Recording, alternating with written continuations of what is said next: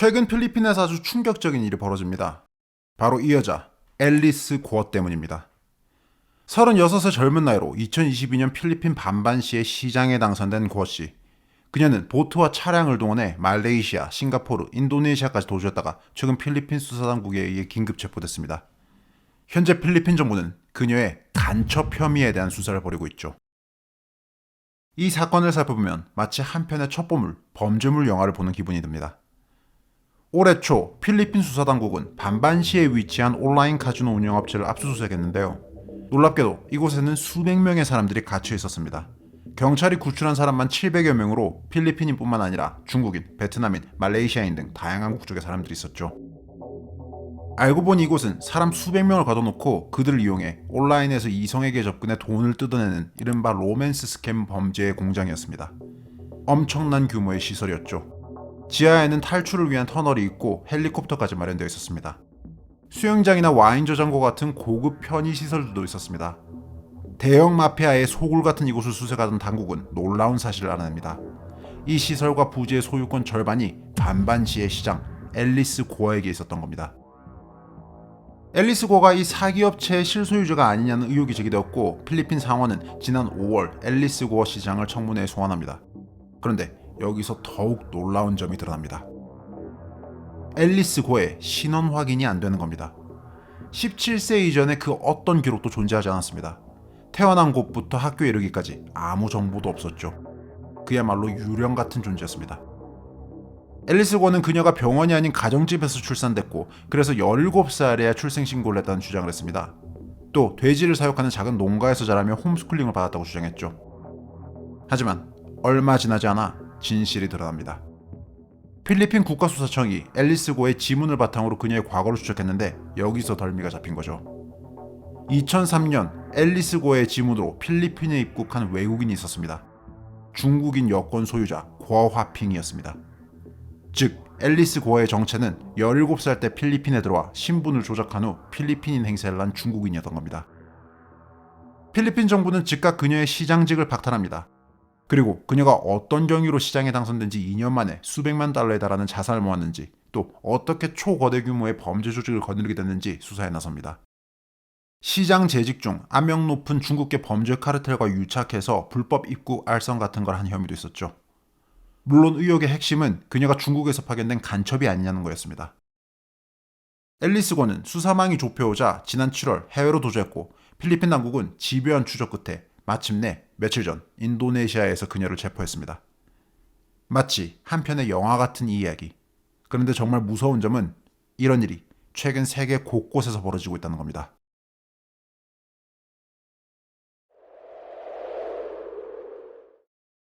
중국 간첩. 이 문제로 지금 미국도 아주 시끄러운 상황입니다. 며칠 전 뉴욕주에서 주정부 공무원 린다 순이 FBI에 의해 체포됐는데요. 중국 정부의 미등록 대리인으로 활동하며 중국 정부의 이익을 위해 간첩 활동을 했다는 혐의를 받고 있습니다. 그녀는 지난 14년 동안 뉴욕에서 주요 직책을 맡아왔습니다. 뉴욕 주지사의 선임 보좌관, 뉴욕 하원 의원의 수석 보좌관 등 화려한 경력을 가지고 있었죠. 미국에 귀화한 시민권자인 그녀는 이렇게 뉴욕 주정부의 주요 공무원으로 활동하며 중국 공산당의 이익을 위해 여러 공작을 벌였다는 혐의를 받고 있습니다. 대만 인사들이 주정부 주지사와 만나는 걸 방해한다든지 위구르족 박해 등 중국 인권 문제가 언급되는 걸 막는다든지 중국 정부 관리들에게 미국 공식 서류와 서명 등을 넘긴다든지 하는 식이었죠. 뉴욕주 검찰은 린다 순이 이런 행위의 대가로 중국 공산당으로부터 수백만 달러에 달하는 보상을 받았다고 밝혔습니다. 작년 영국에서도 비슷한 일이 있었습니다. 영국 의회 연구원들이 중국 간첩 혐의로 체포된 겁니다. 수년 동안 의회에서 의원들과 일하며 대중국 외교를 포함한 국제정책 관련 업무를 수행했던 크리스토퍼 캐시와 크리스토퍼 베리. 이들은 집권 보수당의 고위직 의원들과 접촉하며 외교안보적으로 민감한 정보들을 빼내 중국에 넘긴 혐의를 받고 있습니다. 영국 수사당국은 이들 중 한 명이 과거 중국에서 거주하며 일할 때 중국 공산당에 포섭되어 영국 내 정치 네트워크에 침수된 걸로 파악하고 있습니다. 최근 프랑스에서는 중국 여성 간첩 미인계에 의해 핵잠수함 기지가 위험하다는 보도들이 터져나오고 있습니다. 프랑스 해군의 핵잠수함 기지가 있는 브레스트 지역에서 중국 스파이 활동 정황이 포착되었는데요. 주요 기밀 유출 사례들과 맞물려 해군 기지에서 일하고 있는 군인과 직원들에게 젊은 중국인 여성들이 접근하는 일들이 다수 발생했습니다. 소위 허니팟이라 불리는 미인계 공작이라는 평들이 나오고 있죠. 스위스 공군기지 인근에서는 중국 정보기관의 위장 감시 초소로 의심되는 것이 발견되었고, 호주에서는 전직 중국 공안부 소속 비밀경찰이 폭로에 나서서 난리입니다. 중국 공산당 정부가 세계 곳곳에 비밀경찰들을 심어둔 사실과 해외에 있는 반중국 인사들을 어떻게 사냥하는지에 대해서 폭로했죠. 이 외에도 너무나 많습니다. 중국 스파이로 활동하다가 덜미가 붙잡혀 제명당한 벨기에 상원 의원 프랭크 크레이엘만 사건, 중국의 방위산업기술을 빼돌린 독일 국적자 토마스 헤르비 이나 사건, 독일의 우파 정당인 독일 대한당 소속 의원의 보좌관이 EU 의회 관련 내부 기밀을 중국에 넘겼다가 붙잡힌 거젠 사건 등등, 이 모든 사건들은 불과 1년 사이에 쏟아져 나오고 있는 중국 간첩 관련 사건들입니다. 그 중에서도 주요 증거가 확보되어서 혐의가 확실시되는 굵직한 사건들만 모은 거죠. 이렇듯 지금 세계는 중국 간첩 때문에 바짝 긴장하고 있는 상황입니다. 정치인들을 비롯해 여러 나라 각계각층에서 중국의 간첩들이 적발되고 있는 상황에 각국 안보당국들은 바짝 긴장하며 수사력을 집중시키고 있죠. 월스트리트 저널은 해외에 거주하고 있는 중국인이라면 누구나 스파이가 될 위험이 있다며 경고하고 나섰습니다. 2017년에 개정된 중국 국가정보법 7조에 따라 모든 중국인은 국가의 첩보활동과 기밀 유지에 적극적으로 협조할 의무가 있다고 합니다. 그런데 말입니다. 한국은 왜 이렇게 조용한 걸까요?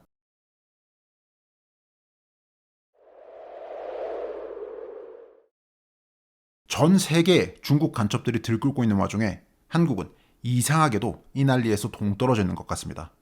정치, 외교, 군사, 안보 분야는 물론 민간 기업에 이르기까지 각국, 각층 심장부에 중국 간첩들이 침투했다가 덜미가 잡히고 있는데 한국에서는 이런 소식이 들리지 않습니다. 중국이 한국에 간첩을 보내지 않았기 때문일까요? 물론 이건 말도 안 되는 생각입니다. 대한민국은 중국에 있어 눈의 가시 같은 존재죠. 중국 공산당은 미국 등 해양 세력을 견제하기 위해 도련선이라는 방위라인을 설정하고 있습니다. 제1도련선과 제2도련선을 확보해 동아시아 전체에 패권을 주고 미국을 밀어낸다는 계획을 가지고 있죠. 하지만 대한민국의 존재는 제1도련선 방어에 치명적입니다. 한미동맹과 주한미군의 존재 때문입니다. 이런 한반도의 지정학적인 특성뿐만 아니라 한국의 경제, 문화 역시 중국 공산당의 이익과 직결된 문제죠. 즉, 중공은 대한민국을 대상으로 공작과 간첩 활동을 하지 않을 수가 없습니다. 특히나 이미 탄탄한 한국 내 반미 반일 세력, 친북 친중 세력의 존재를 고려하면요. 결국 한국에서 중국 간첩 소식이 잘 들리지 않는 이유, 이는 중국이 간첩을 보내지 않아서가 아니라 한국이 간첩을 못 잡고 있기 때문입니다. 몇 가지 이유가 있는데요. 첫째, 법입니다. 형법 제98조 간첩. 현재 대한민국에서 적용되고 있는 간첩 관련법입니다. 여기서 중요한 게 1항과 2항에 쓰여있는 적국이라는 표현입니다. 현행 간첩죄에서 규정하는 적국이라는 개념은 선전포고 또는 교전 상태를 전제로 하죠. 즉, 북한 말고는 적국에 해당하지 않고, 그래서 북한이 아닌 다른 나라를 위해 간첩 활동을 한 사람에 대해서는 수사하거나 처벌할 근거가 없는 겁니다. 이래서 군사기밀, 방산기밀 등을 외국에 빼돌린 사람에 대한 간첩죄 적용이 안 됩니다. 일례로 몇 년 전 국군정보사령부 소속 군무원이 블랙요원 개인정보를 비롯한 아주 민감한 정보들을 중국에 빼돌리고 1억 6천만 원을 받은 일이 있었죠. 그에게도 간첩죄는 적용되지 않았습니다. 우리 블랙요원들의 정보는 그렇게 중국, 북한, 러시아에 퍼졌습니다. 산업 스파이도 마찬가지입니다. 한국 기업들의 핵심 기술이 중국에 계속 새어나가고 있는 상황인데요.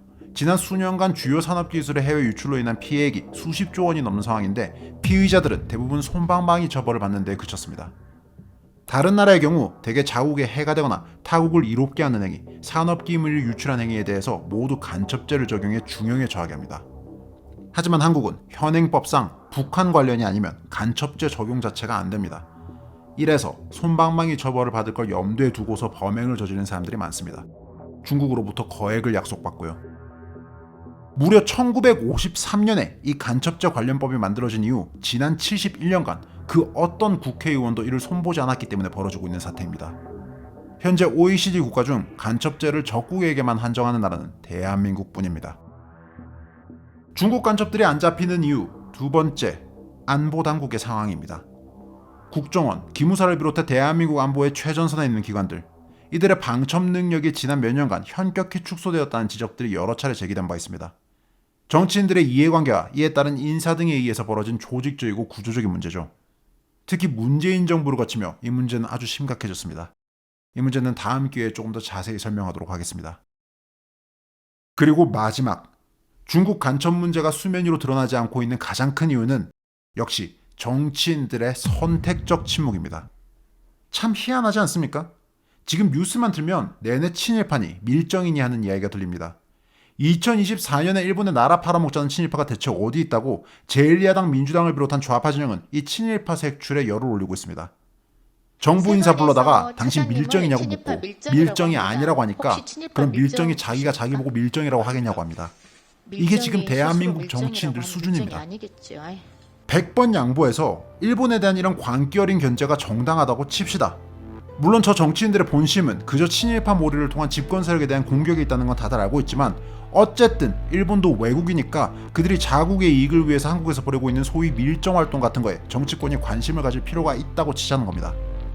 그래도 일본에 관해서는 아무 증거 없이 하다못해 정황조차 없이 밀정이네 뭐네 난리들을 치면서 당장 전 세계에서 들끓고 있는 중국 간첩에 대해서는 한마디 말조차 없습니다.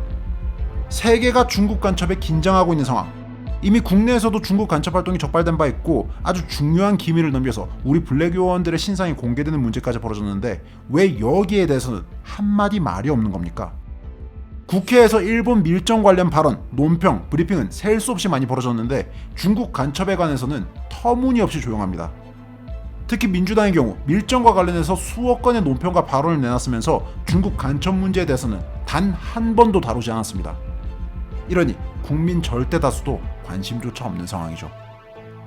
위기를 인식하지 못할 때가 가장 큰 위기라고 하죠. 여러분은 이대로 괜찮다고 생각하십니까? 우원재였습니다.